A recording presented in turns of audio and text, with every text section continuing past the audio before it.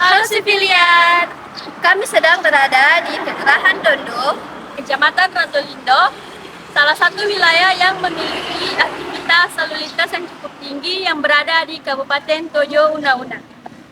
Pada video kali ini kami akan memenuhi tugas dari Ibu Sari Puji STMT selaku dosen rekayasa lalu lintas untuk melakukan sebuah simulasi mengenai metode survei lalu lintas. Adapun kami dari kelompok 1 Teknik Sipil PSDK Untat Touna 2024 yang beranggotakan Yunika Putri Nasir dengan NIM F1912402, Nur Afni NABK Samad dengan NIM F1912409, Fadila Ramadhani A. Alamri dengan NIM F1912410, Muhammad Azizul Jabar dengan NIM F1912415, Murni Amala dengan NIM F1912416, Akbar Farojai dengan NIM F1912421, Junaid Edompu dengan NIM F1912422. Di sini kami melakukan survei di Jalan Trans Sulawesi yang merupakan jenis jalan arteri yang berlokasi di Kelurahan Dondo, Kecamatan Ratolindo. Metode survei yang pertama yaitu metode survei manual. Pada metode survei manual ini, alat yang dibutuhkan adalah sebuah konting atau penghitung kendaraan. Pada saat menghitung kendaraan bisa dilakukan dengan sebuah alat atau ditulis secara manual di sebuah form survei. Cara menggunakannya yaitu, di setiap satu kendaraan yang melintas, kita akan menuliskan satu di survey form di setiap jenis kendaraan yang melintas. Pelaksanaan survei dilakukan secara teliti dan terukur dengan tetap memperhatikan kondisi lingkungan sekitar serta keselamatan para petugas di lapangan. Selama kegiatan berlangsung, tim terlihat berdiri di pinggir jalan, melakukan pencatatan data serta memantau arus kendaraan dari berbagai arah. Ampana Kota salah satu kawasan pusat kegiatan di Kabupaten Tojo Una-Una yang terus berkembang. Di tengah aktivitas masyarakat yang ramai, terdapat sebuah persimpangan berbentuk bundaran yang menjadi titik temu beberapa ruas jalan utama kota. Tim kami melakukan survei lapangan untuk mengukur lebar masing-masing lengan persimpangan. Tujuan dari survei ini bukan untuk menghitung volume lalu lintas, melainkan untuk mendapatkan data geometrik sebagai dasar analisis kondisi fisik persimpangan. Hasil pengukuran menunjukkan bahwa lengan pertama arah timur memiliki lebar sekitar 8 meter, lengan kedua arah utara memiliki lebar sekitar 12 meter, lengan ketiga arah barat memiliki lebar sekitar 6,5 meter, sedangkan lengan keempat arah selatan memiliki lebar sekitar 8,6 meter. Perbedaan lebar ini mencerminkan karakteristik arus kendaraan yang berbeda di setiap arah.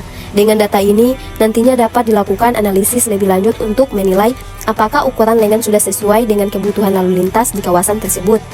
Secara keseluruhan, bundaran di Ampana Kota ini berperan penting dalam mengatur pergerakan kendaraan, sekaligus menjadi titik strategis yang menghubungkan berbagai ruas jalan di pusat kota.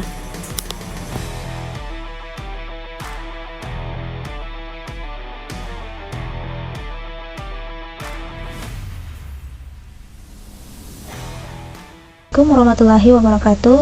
Baik teman-teman, sebelumnya kami sudah melakukan survei dengan menghitung jumlah kendaraan yang melintas.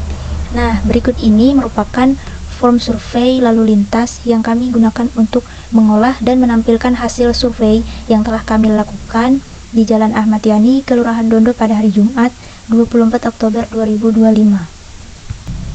Pada survei ini kami mencatat jumlah kendaraan yang melintas dari dua arah, yaitu arah timur laut menuju barat daya sebagai arah keluar kota dan arah barat daya menuju timur laut sebagai arah masuk kota.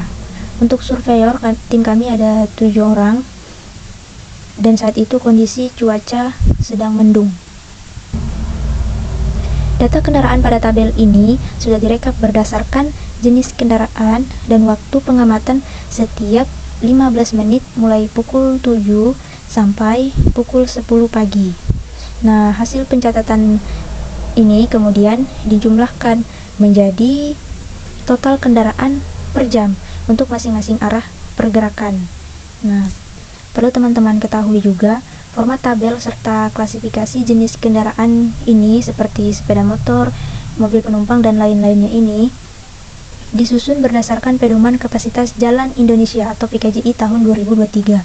Nah, sehingga hasil yang diperoleh sesuai dengan standar analisis lalu lintas yang berlaku. Nah, selanjutnya masuk ke beberapa penjelasan hasil analisis jalan yang berdasarkan PKJI 2023. Nah, sebelumnya pendahuluan yaitu lokasi dalam pengamatan survei itu lokasinya kan di Jalan Ahmad Yani, Kelurahan Dondo, Kecamatan Ratulindo. Nah, ini adalah titik di mana kami melakukan survei pada ruas jalan. Dan pada gambar ini adalah kondisi lalu lintas jalan pada saat kami survei saat itu. Adapun kondisi geografisnya, lebar jalur lalu lintas yaitu 3 kali 2 meter yaitu 6 meter. Dan untuk lebar jalur efektifnya 3 kali 2 meter karena tidak digunakan untuk parkir atau lain sebagainya. Untuk tipe jalannya yaitu 2 lajur 2 arah tidak terbagi. Adapun kondisi lingkungannya, dari data Dinas Kependudukan dan Pencatatan Sipil, jumlah penduduk di Kecamatan Ratulindo yaitu 25.813 jiwa. Untuk ukuran kotanya, dalam tabel kelas ukuran kota, maka Kecamatan Ratulindo masuk dalam kota sangat kecil, di mana rentan jumlah penduduknya kurang dari 0,1 jiwa. Untuk hambatan sampingnya itu tidak ada. Selanjutnya, komposisi dan arus lalu lintas. Nah, berdasarkan PKJI 2023, kendaraan itu diklasifikasikan dalam beberapa jenis, yaitu ada sepeda motor terdiri dari kendaraan bermotor roda 2 atau 3, mobil penumpang yaitu ada sedan, pick up, van, dan truk kecil, kendaraan sedang ada bus tanggung dan truk sedang, bus besar ada bus antar kota atau bus besar, truk besar dan yaitu ada truk tronton atau truk besar lainnya. Untuk KTB yaitu kendaraan tak bermotor, kendaraan yang tidak bermesin. Nah, adapun kapasitas adalah sebagai arus maksimum melalui suatu titik di jalan yang dapat dipertahankan persatuan jam pada kondisi tertentu. Nah, ini adalah rumus kapasitas yang akan kita gunakan, di mana C yaitu kapasitas, C0 yaitu kapasitas dasar, FCLJ yaitu faktor koreksi lebar jalan, FCPA yaitu faktor koreksi pemisah arah, dan ini hanya untuk jalan tak terbagi. Adapun FCHS yaitu faktor koreksi hambatan samping dan bahu jalan atau yang berkelep, dan FCUK yaitu faktor koreksi ukuran kota. Nah, untuk tabel-tabel yang di bawah ini adalah tabel pedoman kapasitas jalan Indonesia tahun 2023 yang akan digunakan untuk mencari nilai kapasitas lalu lintas. Selanjutnya, kita masuk ke perhitungan untuk mencari volume lalu lintas dan untuk mencari kapasitasnya serta derajat kejenuhan. Berikut adalah perhitungan survei lalu lintas. Dari data lalu lintas di tabel dapat kita cari untuk analisa kapasitasnya. Nah, sebelumnya diketahui tipe jalannya 2 jalur 2 lajur tak terbagi.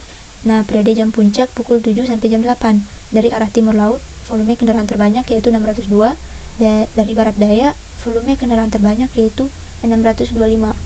Dan nilai ini kami ambil dalam hitungan jenis kendaraan per 1 jam. Kita ambil yang terbanyak. Nah, pada pukul 7 sampai jam 8 itu total kendaraannya dari arah timur yaitu 602 dan dari barat daya yaitu 625. Nah, ini kami ambil total kendaraan yang paling banyak per jamnya untuk menghitung volume lalu lintasnya. Baik, data di atas adalah data per jam puncak ya. Nah, lalu kita konversi ke satuan mobil penumpang per jam. Nah, di sini ada jenis kendaraan, total kendaraan per jam untuk 2 arah, dan ekuivalen mobil penumpang serta volume SMP per jam. Di sini sudah ada jenis kendaraan. Nah, ini adalah penjumlahan 2 arah. Jadi, untuk sepeda motor itu kita jumlahkan per 15 menitnya kan kita sudah dapat, lalu kita jumlahkan dalam 1 jam. Kita dapat sepeda motor dari jam 7 sampai jam 8 itu ada 528 dan ditambah dengan total sepeda motor dalam 1 jam dari arah barat daya yaitu 567. Begitupun untuk mobil penumpang KS itu dijumlahkan dengan yang dari arah timur laut dan dari arah barat daya. Setelah kita jumlahkan, untuk KS, BB, dan TB itu disatukan karena sama ya, karena ekuivalen mobil penumpangnya sama, jadi disatukan. Nah, adapun ekuivalen mobil penumpangnya itu kita dapat pada tabel PKJI 2023. Sebelumnya kita jumlahkan dulu total kendaraan dari timur laut itu 602 ditambah 625 sehingga dapat hasilnya 1227. Nah, untuk mencari ekofren mobil penumpangnya, kita lihat pada tabel. Ini ya untuk tabel EMP untuk tipe jalan tak terbagi. Nah, karena nilai tadi yang kita dapat itu kurang dari atau sama dengan 1800, maka untuk EMP sepeda motornya kita pakai yang 0,35 karena lebar jalurnya itu kurang dari atau sama dengan 6 meter, maka kita pakai 0,35. Nah, untuk yang EMP kendaraan sedang itu kita pakai 1,2. Lanjut masuk ke perhitungan. Nah, karena untuk sepeda motornya kita sudah dapat EMP-nya 0,35. Nah, untuk mobil penumpangnya itu EMP-nya 1 ya, standarnya 1. Nah, untuk kendaraan sedang, bus besar dan truk besar itu EMP-nya 1,2 sama. Dan untuk ATB-nya yaitu 0,5. Selanjutnya untuk hasilnya kita kalikan dengan EMP-nya. Kita kalikan sehingga mendapat volumenya ini ya. Kita kalikan, kita dapat volumenya sehingga kita totalkan dapat volumenya yaitu 517,95 SMP per jam. Ini ya volume lalu lintas puncaknya yaitu 517,95 SMP per jam. Nah, berikut selanjutnya kita cari lagi penyelesaian untuk mendapatkan kapasitas lalu lintasnya. Ini rumus yang sudah saya bahas tadi. Nah, selanjutnya untuk mencari kapasitas kita cari dulu channelnya. Di sini saya dapat channelnya 2800. Nah, nilai ini kita dapatkan dari tabel ini. Nah, untuk nilai kapasitas dasar yaitu channel, tipe jalannya kan 2 jalur tak terbagi, sehingga channelnya itu 2800. Nah, selanjutnya untuk FCLJ nya itu juga kita lihat nilainya di tabel. Nah, ini faktor koreksi kapasitas akibat perbedaan lebar lajur atau FCLJ. Tipe jalannya, karena lebar jalan yang kami ukur yaitu 6 meter, maka FCLJ nya yaitu 0,87. Selanjutnya untuk FCPA nya kita dapat 1, itu diambil dari tabel juga. Untuk FCPA, faktor koreksi kapasitas akibat PA pada tipe jalan tak terbagi. Nah, karena lebar masing-masing jalur yaitu sama, sehingga kita PA nya 50% per 50%, jadi FCPA nya yaitu 1. Dan untuk FCHS nya juga itu kita lihat pada tabel ini. FCHS nya untuk tipe jalan 2 jalur tak terbagi, karena lebar bahu yang kami ukur adalah 1 meter, maka kita menggunakan kolom ini.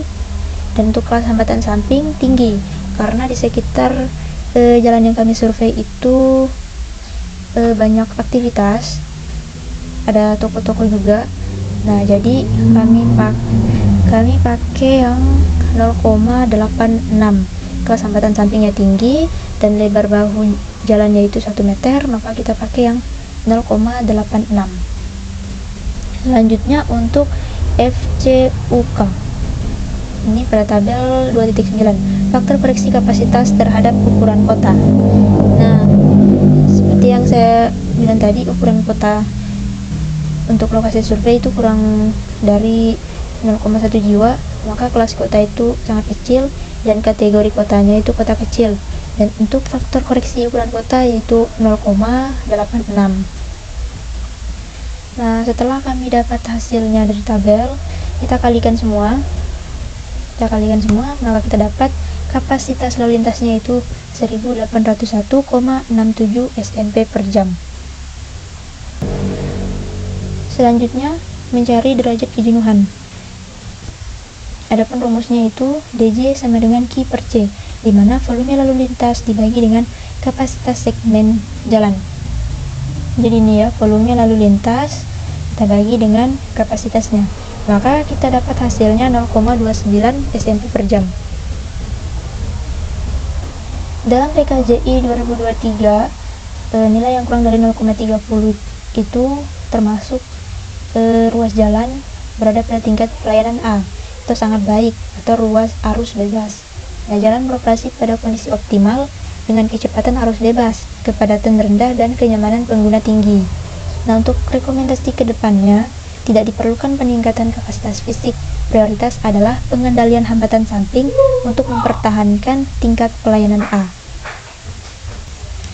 Nah, baik teman-teman, itulah hasil perhitungan kami untuk tipe jalan 2 jalur 2 lajur tak terbagi yang kami analisis berdasarkan pedoman kapasitas jalan Indonesia tahun 2023. Jadi mohon maaf jika masih ada kesalahan. Semoga kedepannya bisa lebih bagus lagi. Wassalamualaikum warahmatullahi wabarakatuh.